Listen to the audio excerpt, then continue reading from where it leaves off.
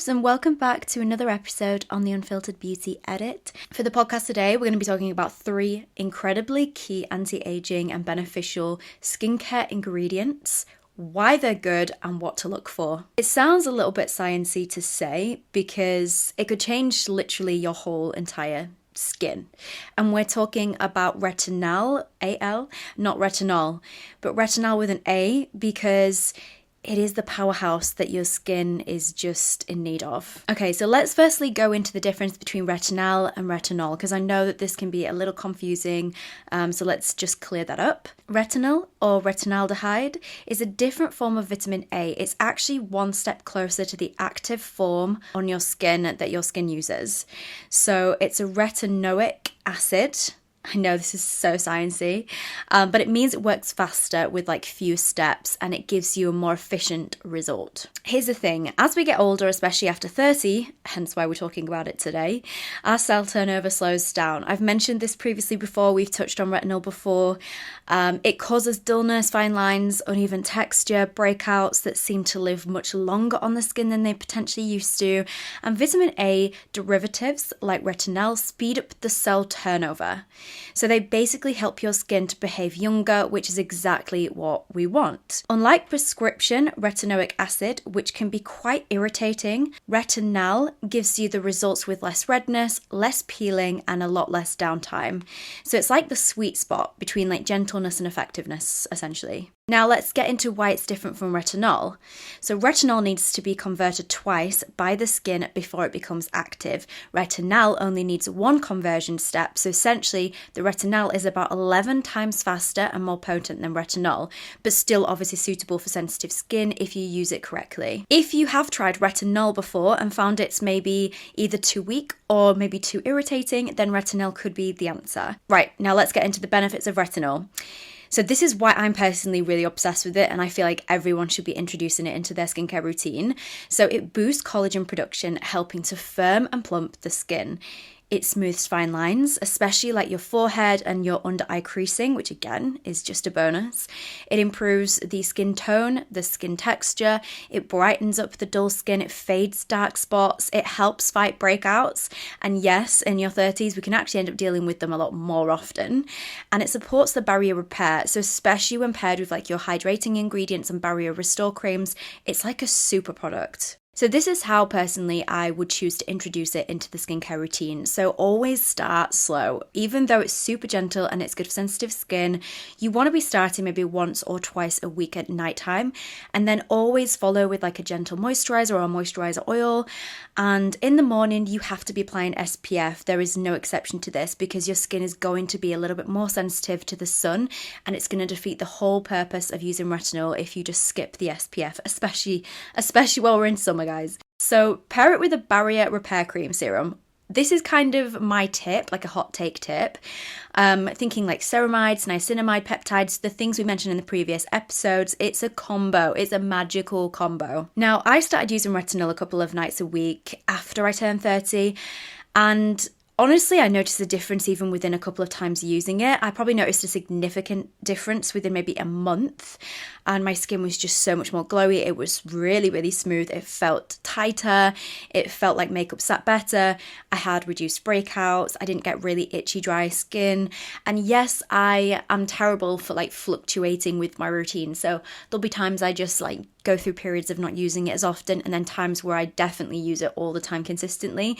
But I always go back to it because every time I use it, I'm like, why did I ever stop using this? This product is amazing. These are the things you want to be looking for when you purchase it, okay? So look for retinaldehyde on the ingredients list, not just retinol. The packaging also really quite matters. It should be opaque or like an airtight to protect the formula.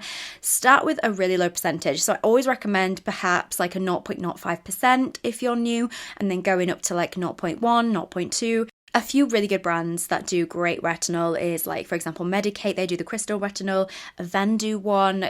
Kate Somerville do one as well. So just have a look at those. Great products. So that is one key ingredient that I definitely wanted to mention in this podcast. Okay, so the next ingredient I have to touch on because it's so important and I want to jump into a lot more depth on this is hyaluronic acid. I know we see it everywhere. We know we need to have it in our skincare routines, but I think there's a lot of people that still are really quite unfamiliar with the facts behind it. So let's dive straight in. So it's in serums, moisturizers, masks. It's basically like the it girl for hydration. And just because it's popular doesn't mean we're all using it correctly, okay? So let's understand how it works. What is hyaluronic acid? Despite the word acid, it's not exfoliating, it's not harsh at all on the skin. In fact, it's one of the most gentle skin-loving ingredients out there on the market. Hyaluronic acid is a humectant, which means it draws moisture into the skin, kind of like a sponge. So it can hold up to 1,000 times its weight in water, and it's a hydration magnet. But this is what's important. It needs water to pull from. That's key. As we get older again, we know that our skin naturally loses elasticity, moisture. The production of things like collagen, elastin, natural hyaluronic acid slows right down. Okay, so that's where you get that tight feeling. Fine dehydration lines on the skin, and makeup can just not sit great either.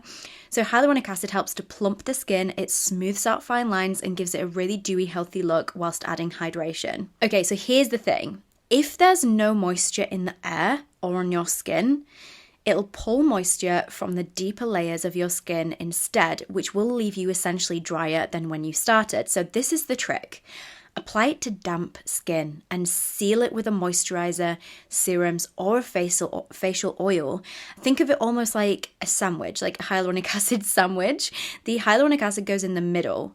So this is what you need to look for. Not all hyaluronic acids are created equal. Some formulas use different molecular weights, I think that's how you say it. And high molecular weights stays on the surface and gives a really plump look. Low molecular weights penetrate deeper for a longer lasting hydration. The best kind of serums use a combination of both, so your skin gets a full spectrum of hydration. This is really important. Look for ingredients like sodium hyaluronate or a multi-weight hyaluronic complex. These will be in the ingredients list. There's so many out there, like go and do a little bit of research. They're all incredible.